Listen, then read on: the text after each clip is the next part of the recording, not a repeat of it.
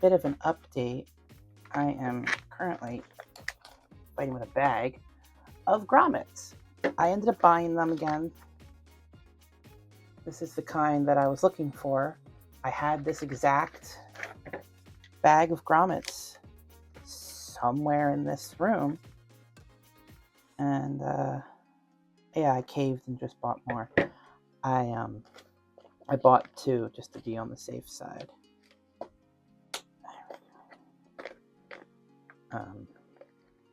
So I have plenty. But yeah, just thought I'd let you guys know, since I will be using grommets for this project.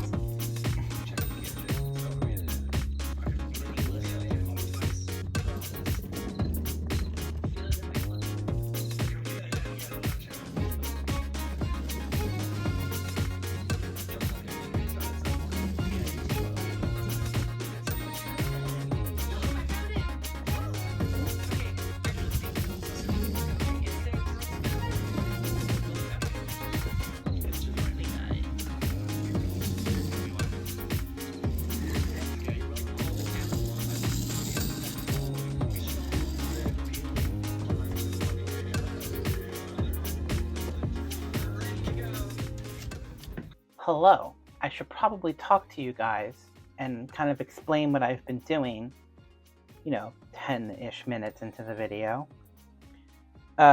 So in part 1, I talked about why I'm doing things, where it came from, and all that kind of stuff. But I did show you the patterns that I made. And so at the beginning of this video, you saw me cutting out the fabric using that orange fabric for a mock-up and sewing it together. I forgot to film a lot, and also I knew there was going to still be a lot involved in this video, so I don't show a lot of it. It's just a lot of the same. But I tried on that first mock-up, made some alterations, changed the pattern some more so I can show you what the pattern looks like. This is the back, and you can see this was the original line at the top, and it kind of dipped down a little bit and then was down the side. And I add this bit here. So basically I was using the pattern that I made and looking up a lot of pictures of stays. Now, there's no one time period's version of stays that I am working off of. I'm not focused on a specific time period. There's about a 200-year time span where stays were the support undergarments of choice. But I had a bunch of different examples. Let me see if I can show them to you. So there's this one taken from the internet. This is a screenshot from that one tutorial where I was talking about how it was very straight up and down. It's the Anne Stays tutorial, A-N-N-E, Stays tutorial. And I was mostly looking at overall shape, as well as this is Morgan Donner's video I mentioned in part 1 about making stays. And I just kind of wanted to see the shape of where the seams are, as well as how high does the back come up, and what does the sides look like. And then this is the American Duchess stays pattern that you can buy. And again, I was looking at it because I wanted to see how low did the arm section go, under the armpit, but how high does it go at the side here. And even though I don't think I said this anywhere, I am doing front lacing on mine, so it will lace up the front. All of these examples, except for Morgan Donner's, hers laces up the front as well. All the other examples were back lacing. And I only chose to do front lacing over back lacing for, my own comfort. It's easier to front lace on yourself than it is to back lace. I mean, you can do back lacing, but when there's no busk down the front to help you get into the corset easier, back lacing can be a little difficult unless you're willing to have it, be as opened as it can be in the back, and you kind of like wriggle into it from below. But anyway, I modified the patterns. So this is the back piece. Here's the side. This one didn't change much. I just lowered the top of the pattern here. This is where it would go under the arm. Just kind of lowered it and curved it a little bit. And then this one had, I think, one of the biggest changes because it was perfectly straight and it came out to a point here. And this was like cutting right into, not cutting, but it would have hit right into the armpit. So I made a second mock-up with these alterations. And both of the orange fabric mock-ups, I had no boning, no lacing, no structural layers. I just wanted to check the shape of the pattern to see if it was hitting the right places, like it wouldn't like dig into the armpit or anything like that. So after I did those two mock-ups, I did this one. This is still technically a mock-up, but it's going as far as to do boning and grommets as well. As you can see, I have my lines drawn on for where all the boning channels are going to go. And here, this wide space here is where the grommets are. It is a double layer. So there is 2 layers of this cotton canvas. The green cotton canvas, well, both cottons, both of these canvases, this green and this kind of reddish orange brown with the flowers on it, they were both purchased a few years ago to make a pair of pants, which I did do. And so these are my leftover scraps. I honestly wish I had more of this one because I feel like the weave is a tighter weave than, I don't know if you'd be able to tell, it's a tighter weave than the green fabric. Can you see that on camera? And I wish I had more of this versus this. It just feels sturdier compared to the green fabric. But, there's nothing I can do. And I would have gone to Joann's and bought more or bought something like it, but that's not an option anymore. So you saw me working on the boning channel lines. I kind of just made it up as I went, as you saw in those example pictures, the first 2 and the last one. The boning varies. I don't know if it's like time period that dictates what the boning looks like or what, but I was just kind of like winging it. Like I know it has to be straight at the front here, but I also know it goes an angle here to match the side seam, but then it also straightens out again to meet the other side seam. I saw some where the back has like more angled boning and straight boning. I'm just going to do straight boning. I did attempt already doing the lines for the boning across the back, but they ended up being a little wonky. I started at one end and I went almost all the way to the halfway point, and then I started from the other end and I met up with those lines, and that very last boning channel was too narrow. I'm making all of my boning channels 1/4 of an inch wide. This ruler comes in really handy because it has, 1/4 inch marks in both directions, actually, as well as inch marks and smaller. It looks like an 1/8 inch makes up the smaller grid. So that really helped. I just line it up with the 1/4 inch, the previous line up with the 1/4 inch line, and I mark it. My boning, I am using thick zip ties. I don't know if I would consider these heavy duty. They're very flexible, as you can tell, which isn't always a good thing. I looked for the heavy duty zip ties that I've seen people recommend in the past, and I've even had some. I had a couple pieces cut for boning, but it wasn't mine. I had asked my grandfather if I could have some, and it was the kind where it was on the roll and it didn't have the like grooves on one side. So I don't know where to get that. I even went back I went to Home Depot. I went back recently to look for it and I couldn't find it. Yeah, so hopefully with enough of these in there, it'll be pretty sturdy. We'll see. I'm going to figure out the back. I don't know if you can see.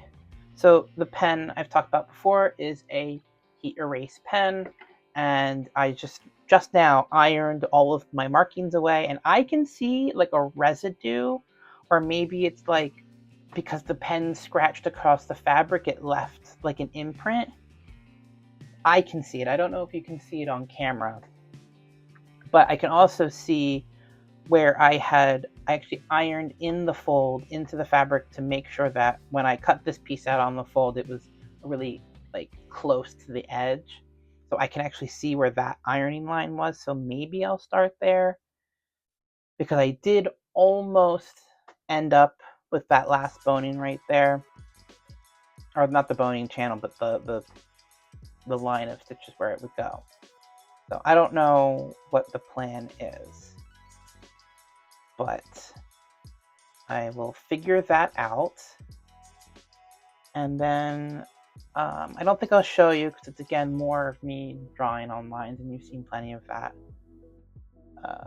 But I'll definitely show you me starting to sew them in. So what I did is I sewed both the lining and the outer fabric, their pieces together, and then on the edges here with right sides together, I just sewed it, and then I turned it out and pressed it.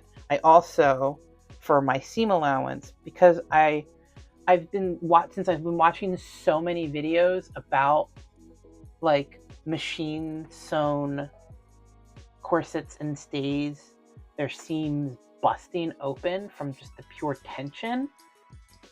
Well, I don't think I'll be lacing them that tightly. I still wanted to try and mitigate that a little bit. So on the inside, normally what I would do is I would iron the seam open, even if it's going to have another seam right on top of it, because then it reduces bulk. So I decided instead what I'm going to do is I ironed all the seams on one side in the same direction, and then on the other one in the opposite direction.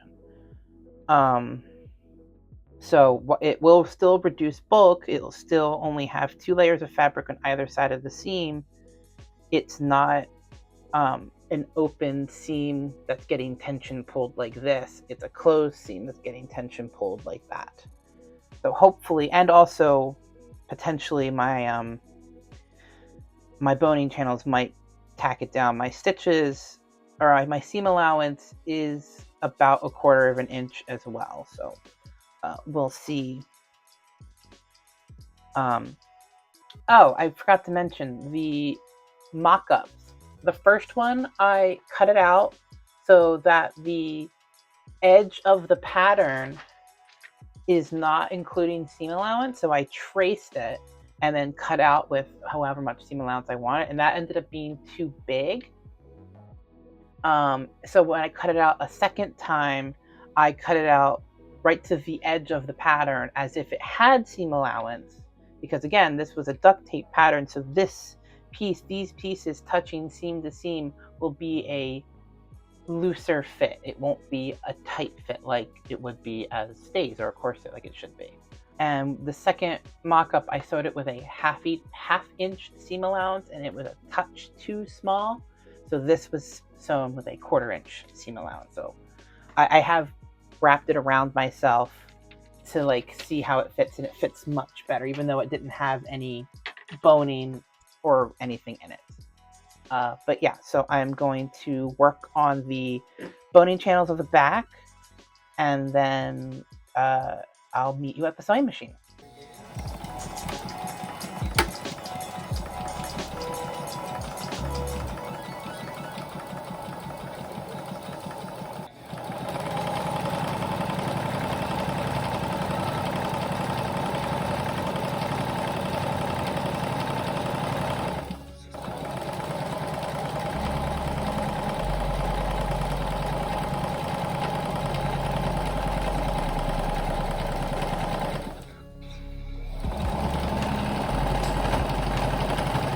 Okay, so I have gotten from basically this point all the way over done with boning.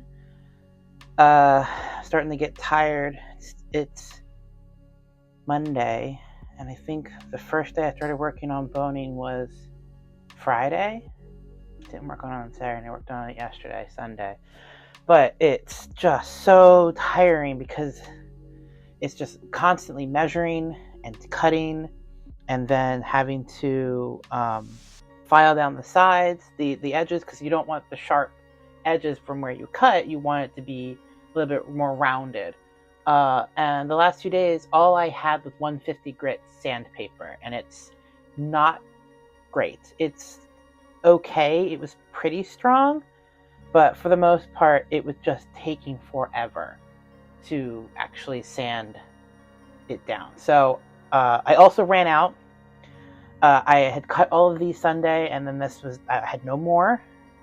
These bits, I have a lot of, I was trying not to have this happen, but once I started the back, and because so many pieces are like very similar sizes, I would basically get 2 bones out of each 24-inch cable tie that I'm using. So I got all of these bits that are just too short for any of the boning channels that I have. The smallest boning channel that some of them might fit is this one. I already have a bone in this one. And even these ones here, they're still too long. So I have all this extra. I don't know what I'm going to do with it. I don't want to throw it away because it feels really wasteful. It's like 2 or 3 zip ties worth of plastic. So I don't know, maybe I'll do something silly with it, or I don't know, I'll hold on to it. I also, so not only did I pick up more zip ties today, I also picked up a rasp. That's what I know them as, a rasp. Basically, it's metal, and it's got this texture that's really good for filing stuff down. I think people usually use it on metal, like if they're welding and stuff like that. Just wanted to give you a quick update. And I'm going to continue. I'm going to file all these down and then cut out the rest of the bones. I have a bone here, here, here, here, and here. So I have all of these, this bone, these bones. Oh, there's one here. And then these bones, but you can't see any of that. But basically the front and side panel, half of the side panel and the front panel need bones in most places. So I'm going to get started on that.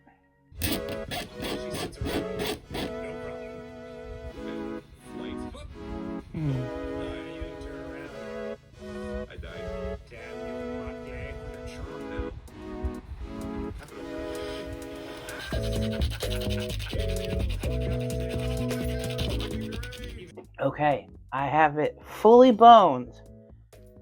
Managed to finish it today.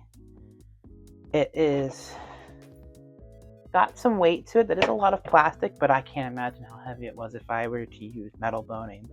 All I have to do now is start to bind off the edges, and I've got a couple of options. What I really wanted was something that is called herringbone tape, and basically it is this, where it's got that kind of V shape to it, but I wanted it in a thicker, a wider tape. This is 1/2 inch wide, and I was hoping, that's 1/2 inch. Yeah, so I was hoping for like 1 inch wide, because I've seen in all the like videos that I've watched about corset and stay making, you know, they've shown extant examples, And some of them do bind off with herringbone tape. And you might be thinking, well, why don't you just use bias tape? I learned recently that it's not always good to use bias tape because the stretchy nature of bias tape, it being cut on the bias, it can stretch, causes the top of the corset or the stays to kind of start to pull away from the body. So I was like, I'll use a ribbon / tape, whatever I can find. I have this gross green ribbon. It's 1.5 inches wide. I had bought it for another project. Also a good option. I've seen people use even like satin ribbons, but I wanted something that wasn't shiny and had some structure to it. But I would have gone to Joann's. Naturally, I cannot.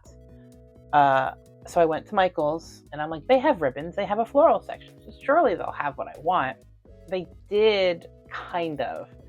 So I did find a herringbone ribbon. It's got a kind of sheen to it, and I'm not talking about the plastic on there. Like, I could tell that it's got like a sheen to it, and it's not quite the same. That herringbone tape, even though it was only 1/2 inch, had it going the little V's in both directions, whereas this is just one going in one direction. So I grabbed that, and then I was like, oh, maybe I'll find something else. I found this. I'm not too thrilled about the color, this blue, but it's 1 inch wide, but it's also gross grain, which is the same as this. So it's just kind of like, oh, because this feels a little too big. It's not too thick, so like I could theoretically sew it down this way and then fold it over and fold it over again, like tuck that end in like you would with bias tape.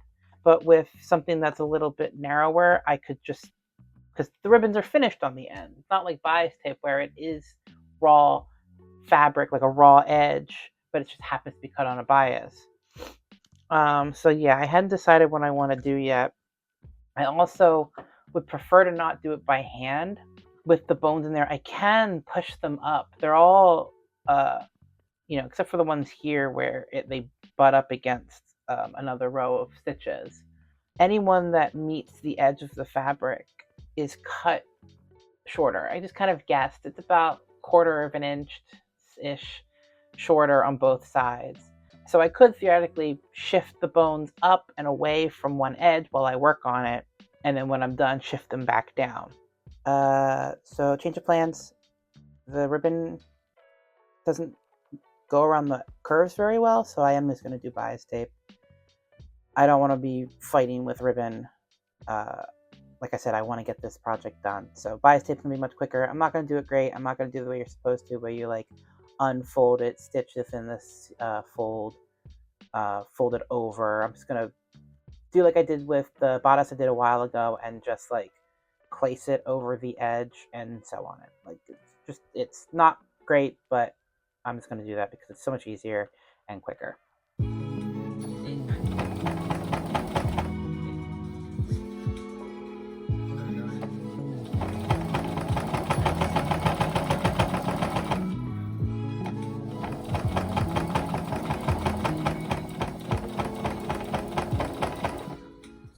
So that was probably one of my worst binding jobs I've ever done.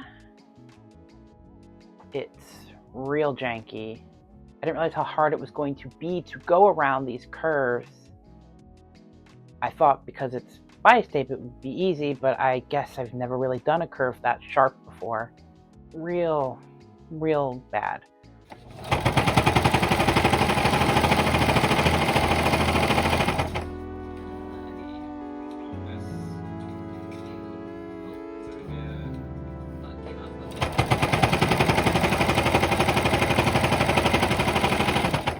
Okay, got the bottom binding on. A lot better than the top binding just because it was mostly straight. Don't know what happened here, but then again, it also did this to me.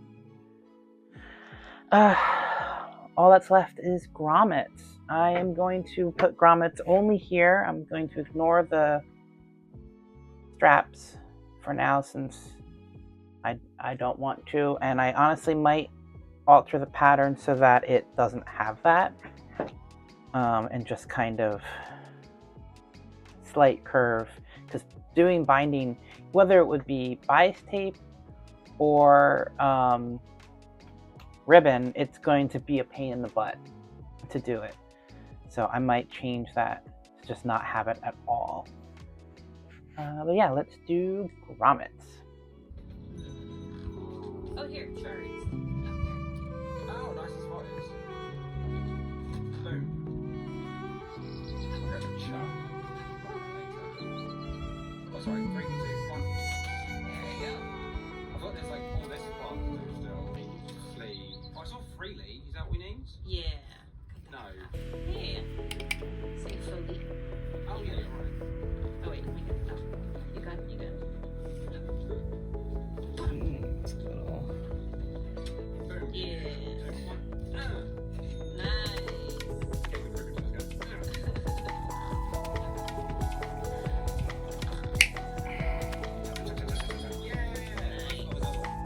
One more. Last one.